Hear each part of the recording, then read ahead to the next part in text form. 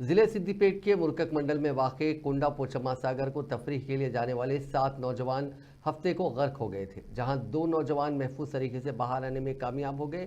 ये तमाम नौजवान हैदराबाद के मुशीराबाद इलाके से ताल्लुक़ रखते हैं। पुलिस ने बताया कि 7 दोस्तों पर मुश्तमिल एक टीम तफरीह के लिए कोंडा पोचम्मा सागर गई थी, जहां अचानक उन नौजवानों के पैर फिसल गए और वो गहरे पानी में गिर पड़े।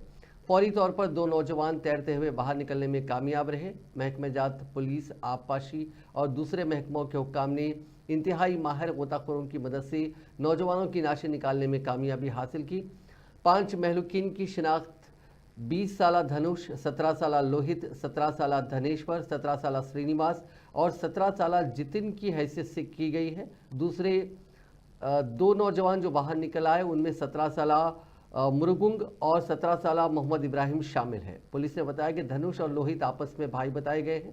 इस दौरान चीफ मिनिस्टर रेवंत रेड्डी ने कोंडा पोचम्मा सागर के हादसे पर अफसोस जाहिर करते हुए मुताल्लिका ओहदेदारों को हिदायत दी कि लापता नौजवानों की तलाश के लिए गहरे पानी में तलाशी मुहिम अंजाम देने वाले गोताखोरों की खिदमत हासिल की जाए।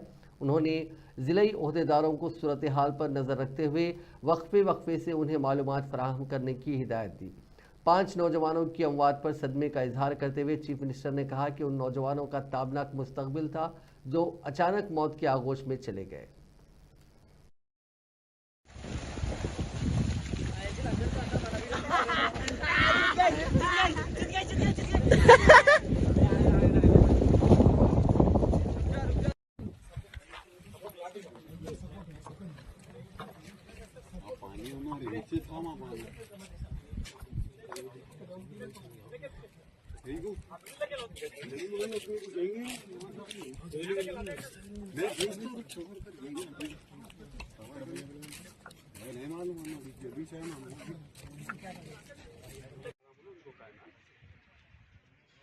సందర్శన కోసమే వచ్చారు.